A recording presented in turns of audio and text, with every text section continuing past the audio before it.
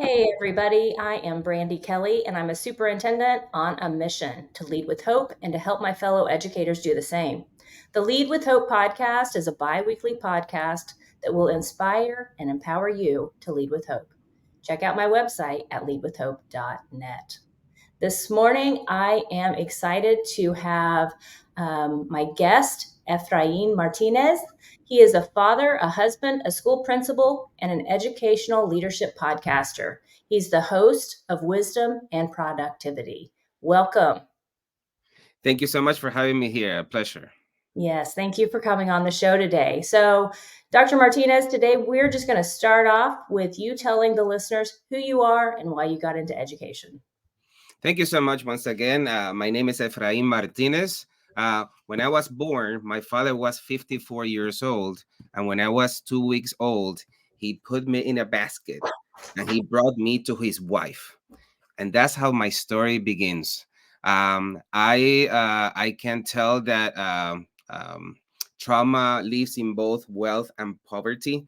So as I was growing up in for the outside world, I was having a fantastic life. In the inside world, it was a life with a lot of trauma, including physical trauma. And unfortunately, I'm a sexual abuse survivor. All of these things get together in this will of wanting to be a better version of myself, because I was always put down as if I was not going to be what I wanted. If I wanted to do something, I will be told, oh, you had to be very smart to do something like that. So it has always been this mission of trying to show the world that I could do something, and that ended up being in me wanting to become an educator, specifically wanting to be a principal. I spend a lot of time in the principal's office because when you are living abuse at home, you bring that abuse with you and you share with other people.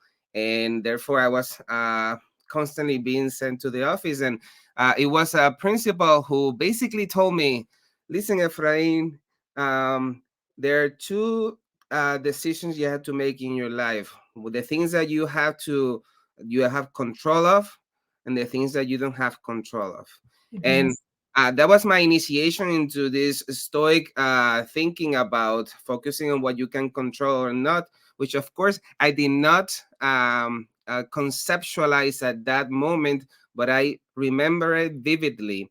And therefore, I began in the world of education from the very beginning, wanting to be a principal because I wanted to be like that principal that supported me. So, what was that principal's name? Miss Mendez. Miss Mendez. And so Miss Mendez was perhaps your earliest mentor, right? Absolutely, And absolutely, and I think she really took the moment to listen to what I was saying, because usually I was told bad, bad, bad. This is wrong. Why are you doing this? And then when you will try to explain, people will cut you. She yeah. will actually listen to you and make you realize that um, my speech was not very well thought of. I Mhm. had all these reasons and in my mind excuses, but they lack empathy. They were Mhm. only concentrating what I was feeling, as if the world has to accommodate itself to accommodate my needs. And she was the first one who really opened my eyes that is so much more than what I am feeling. Is about what everybody is feeling and how you can make the best out of each situation. That's a powerful story, Efrain. I Thank love that. And I would love to hear more about Miss Mendez and how she has stayed in your life because, as you know, I believe relationships are so incredibly powerful. But there is so much in that introduction that you just shared with us. And whenever I think about our students who do visit the principal's office so frequently, oftentimes we think that it is because they have attention deficit disorder or some kind of a behavioral issue. But sometimes it is just simply trauma. It's things that they're dealing with at home, and they don't have the coping skills. They don't have that resiliency to overcome that. And so that story gives us hope for our future and definitely for our kids. So thank you for sharing that with us. Now, as you know, my philosophy is lead with hope, and that's a system of self efficacy. H is for habits, O for optimistic outlook, P for passion, purpose, and perseverance, and E stands for excellence. So I am wondering this morning, Efrain, what resonates most with you and why? So I hope this. I love this acronym of hope. I was telling my family that I learned that from interviewing you the other day. And the first letter of H in terms of habits. Absolutely, if you want to accomplish anything in your life, you need to have your habits and routines in place. Mhm. So it all starts with waking up early. Yeah. All the successful people in the world wake up early. So wake up early so you can be mindfully present during the day. Mhm. By doing this, you're able to do your exercise, which is so important that we do exercise and we are compassionate with others, but Mhm. very rigorous with our bodies, because that is going to determine how our older life is going to be. It is so important to have a habit of planning your week. Robin Sharma calls it the blueprint. So basically, every some people do it on Fridays, some people do it on Sundays. I have done both. It depends on how much energy I have at the end of the day on Friday. But Mhm. at the very minimum on Sunday, you get a notebook. A Moleskine always works, and you write your schedule of what you're going to do each day of that week. So already your mind is already planning what is going to happen on Thursday and who you're going to see on Friday. So you can start thinking already of the things that you're going to talk about and the things that you have to address and the potential traumatic situation you will have to address. So your mind is like working out in the back of your mind on something, instead of just showing up and saying, well, I don't know what's going to happen today, let me check my agenda. If Yeah. you really want to be successful in your life, you have to know where you are going. And finally, Todoist. Todoist is a task manager, and you can use a notebook, you can use To-Do, you can use any app that you want. But to summarize, what David Allen says in Getting Things Done is that the mind is great to generate ideas, but terrible at, at saving them. So with a task manager, you can save all your ideas so you can execute them later. So for example, I can be watching a movie with my kids Mhm. and I see something that resembles or makes me think, oh, I need to tell this to the teachers, right? If Mhm. I just keep going, I'm going to forget about that potential life saving idea that is to be shared with my teachers or with my spouse or friends or things I need to do. But if you write it in your task manager, for example, speech on the analogy of movie X on Tuesday at 9 a.m. Then on Tuesday, your task manager pop-ups and says, "Oh, this idea," and then you can go back to that moment, and it works like magic. It's like an assistant for your brain. Having a task manager is ideal for success in your life. Then with I keep going if you let me. Let's talk a little bit about those habits. So you were talking about some great habits that you have implemented in your life, and I think um, you know, using the name of your podcast, that is wisdom and productivity right there. Those habits are gold for wisdom and productivity. And when you were talking about that, you were talking about that task management piece. And the person that I thought of, I had a principal early on in my career. His name was Scott Holst, and he's no longer with us, but he always wore a shirt with a pocket in it, and he had his little notebook and pen in that pocket no matter where he went. And he said that was his key to success. He had to write things down because otherwise he would forget. And you know this from being a principal. I know this from being a principal. Oftentimes we get those hallway conversations, and as Todd Whitaker says in Shifting the Monkey, people want to shift their monkey onto us, but rather we need to use these tips that you have given us today to utilize our wisdom and productivity so that we are intentional and we have clarity around what we are doing. Efrain, I think that was powerful, and not a lot of people pick habits. So, can you tell me a little bit about why that's important to you? Let me give you the perfect example why it's important. So Yeah. if you're a school principal, your number one job is to take care of your teachers, because it is through loving the teacher that you love the student. Mm-hmm. So when you stop by someone's classroom and they tell you about your ailing aunt or Mm-hmm. grandma, right? You might say, "Oh, I'm so sorry. I'm so sorry. I hope everything is better." And Mm-hmm. you move on and you continue in your life, right? 2 weeks from then, the teacher stops you and says about the ailing grandma or aunt, and you're like, huh? Oh, like you're trying to, because you really were not mindfully present in the moment. You acted as if you didn't care. You were listening, right? You were acting as if you cared. But with your task manager, you can put, for example, teacher X, grandma is sick, remind me in 2 weeks. Mm-hmm. And in 2 weeks, you get that memory. And when you see that teacher, you sincerely say, "Hey, I thought about your grandma." It's true. Your task manager said, "Hey, this is important for this teacher." Yeah. And the teacher is going to be grateful because you listened to what they said. If it is important for them, it Mm. has to be important for you, but there's only so much bandwidth. So Right. your task manager allows you to do your job better, and that teacher is going to feel so much Mm-hmm. positive about your leadership, that someone that didn't even make an effort to remember of that incident.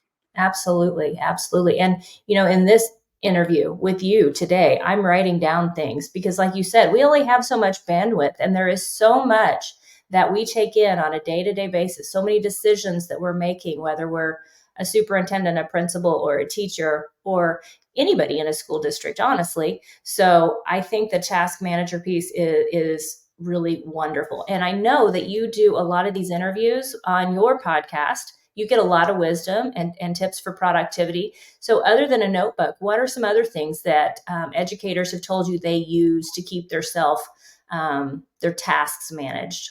Absolutely. People have told me that sometimes they use their email Mm, as a to-do list. mhm, And I have learned through the numerous interviews that that is not the most effective, because the purpose of email mhm. is to communicate with people, but it Right. should not be an assistant to what you need to do. Because Mhm, of course you can plan to schedule a email to get back to your inbox 2 weeks from now at 9 a.m., because at 9 a.m. you're going to have time to work on that. yeah. However, by 9 a.m., at the same time, potentially 16 other people are also going to email you. And by the time you scroll down to that email that you're waiting for, your bandwidth is leaving your brain, because you see, oh, this is a vendor I need to see. Oh, so and so is not coming to school. Oh, the superintendent wants something. And all of these are, instead of you focusing exactly on that. Another thing that I have learned is that you need you need to schedule time to do your work. When I became a principal, I was thinking I'm going to be a servant leader, right? I'm going to be enslaving myself the whole day, serving everybody. And you Mhm. know what? There's time after school to do email. There's time after school to create a presentation. I'm Mhm. not saying take the whole day to work on your presentation, but you can schedule an hour here and there to work in your newsletter, to work in the messages that you want to send, to work in your presentations. and still have a fructiferous life as a principal. It's Mhm. just about managing your day instead of allowing the day to manage you. Absolutely. And we often hear educators say there's not enough time in the day, but it is. It's about managing your time, setting priorities, getting clarity around what it is that you want to accomplish in any given day. And there is only 24 hours in a day, but it's about setting priorities. So, very well put. And I love the fact that you talked about always striving to be that better version of yourself through all the habits that you implement. And it all goes back to those relationships. Everything that you have said today has taken us back to the relationships that you have. And I think that the challenge that I would put out there for educators is all of these relationships are important, but they can't be at the cost of the relationships with the people that you live with your wife, with your husband, with your children. I mean, those relationships have to come first. And you have to do some of the things that you're talking about today, as far as scheduling time and planning and taking care of yourself, being mindful, exercising. One last question about these habits before we move on to the next question. I'm going to be vulnerable and I'm going to be honest. This Me exercise one is elusive to me. For some reason, I cannot get into a good routine with exercise. And I'm wondering if other people listening today are having that same issue. And if you have any insight on how to establish that specific habit for those that struggle. Well, the number one thing is to accept that Mhm. we are not going to be Michael Jordan in everything that we do. Right. Okay. So you have to give yourself grace and know that you are able to accomplish different things at different levels, right? Mhm. The problem is that if we are like kicking butt at work and we are earning awards and our schools are doing great, and perhaps we are working our spouse and our children, and we do all this stuff for us, for everybody else, Mhm. but at the end we forget to take care of ourselves, right? And there's no way you can love someone or something 100% if you're not putting yourself first. The principle is you have to love yourself as if you were someone that you are taking care of. Mhm. Because, like, if you think about it, if you don't take care of yourself, what you are doing is causing those that love you to have to take care of you when you are no longer able to do so. Right. Robin Sharma says, health is the crown that only the sick can see. Mm. So that principle is important because we have to take care of our health before it is too late. After it is too late, it is too late, right? Right. So please sit down. If you are working in a school district, means that you have access to health insurance. Mhm. Make an appointment with a nutritionist.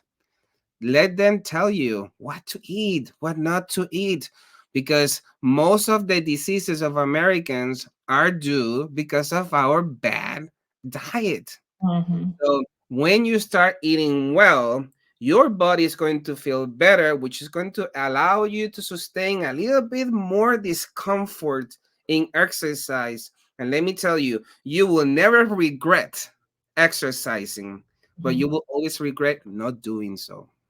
Oh, I totally agree with you. My dad is 76 years old and he was diagnosed with Parkinson's at the age of 60. And something you said there just really resonated with me because whenever I see him, I encourage him to exercise. I encourage him to eat healthy. I encourage him to do all the things that I know we need to do. And it all starts with that self love that you talked about. So thank you for sharing that wisdom. I appreciate it. So now, when you think about how you specifically lead at school, at work, in your life, how do you lead with hope, Efrain? Well, when I started as a principal, I was failing terribly. Mhm. At the beginning, I will blame the graduate school of education, my teachers, the educator system, because I had this idea that to be the leader in the school, I had to be the smartest teacher in the building. Yeah. before realizing that the smartest teacher in the building is when we work all together and everybody is playing their positions to the highest caliber possible. Think Mhm. about any sports, let's say it's soccer. Like you want your defender to be defending at the best caliber so the midfielder can pass the ball and the forward and the strikers can score. It is all a system of playing, and you never see the coach getting into the field and scoring a goal. So Mhm. I thought my job was to teach teachers how to teach better, when my goal was to observe like the coach in the sidelines and praising what is good, and through inquiry allowing the teacher to get to the point where they need to be. Mhm. And sometimes you are going to have teachers that are not Jordan, and that is okay, because your job as a teacher, and leading with this acronym of HOPE, Mhm. is to give the teachers all the support possible so when they're in this step in their life, they can go to the next step. Mhm. Instead of thinking, no, you have to be the best teacher in the world. If not, you are a bad teacher and you don't care for students. That is the wrong approach. What Mhm. it creates is animosity. And this system where in all the schools that you hear about and the shows you see in TV is this battle of teachers versus administrators. When, if you think about it, in war, in Mhm. sports, in politics, like people had to be united in order to achieve successes. That Yeah. means principals working with teachers and their unions and Mhm. the educational assistants and all the people, the OTs and all the people, the vendors. Everybody has to be working in an ecosystem to Mhm. create this product that is to allow children to be the best versions of themselves at school. Right. So it is very important for me every morning before we start, I go classroom by classroom and Mhm. embrace each teacher as if a coach embraces their team members before a game. It is so essential to get them pumped up. How are you doing? Let's do this. But sometimes you have to pause Yeah. because they have something to tell you, some tragic event, and this is when all those task managers come. Oh, this teacher needs me. I need to come back. Let me put a reminder, because a million things are going to happen and you're Mhm. going to forget that teacher. And for that teacher, when they share that with you, it was the most important thing.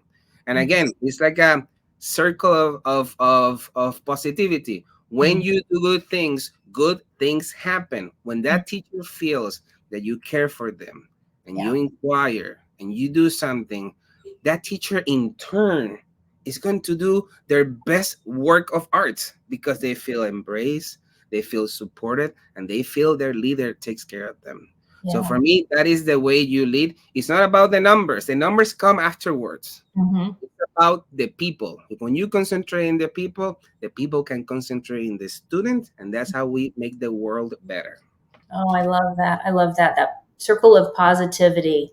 And I completely agree that it goes back to those relationships. Once again, it goes back to those relationships, and it's about progress over perfection, taking care of our people.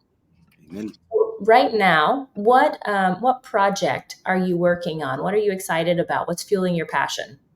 So I I am I have been wanting to write a book forever. Mm-hmm. And I did my doctoral dissertation on dispositions of emotional intelligence in school principals. But I feel that there's, from the time I graduated in 2020 and now, so many things have happened. Yeah. And what I am working on is like a precursor to that book.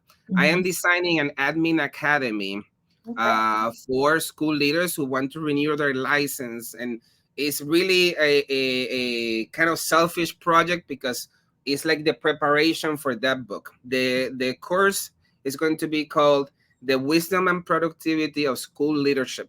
Mm. And it's going to start from we start with Plato, about Plato's cave, this thinking of what things, the way the world is trying to make us think about things, but how school leaders have to think about it differently and get out of that cave.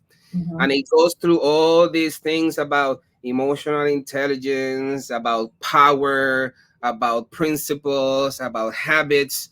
And it's a combination of what I have learned from my doctoral studies and my interviews with numerous people like you, Brandy, about the lesson I have learned of how to do this work in an effective way, and also having a fructiferous life. Mm, I love that. I think that you've hit on something as far as that collective efficacy, because we said it and it became kind of a cliche through the pandemic, but we are better together. Your story, the things that you're doing, the wisdom that you have gleaned from your podcast, sharing that forward is just going to help us all get better. So thank you for your work. Thank you for sharing your passion with us. And as we close out this podcast interview today, tell the listeners how they can connect with you. Sure. So I have a not a fancy website, but it has all the links where you can find my stuff. Wisdomandproductivity.com. And you're gonna be able to find my access to my YouTube account, to my Teach Better account, and all the interviews I have been on. And it's a great way to connect with me too. All right. Well, thank you so much for being here. And I appreciate getting to know you better. And I look forward to staying connected. There's so much gold in what you're doing. So thank you and have a great day. You too. All right.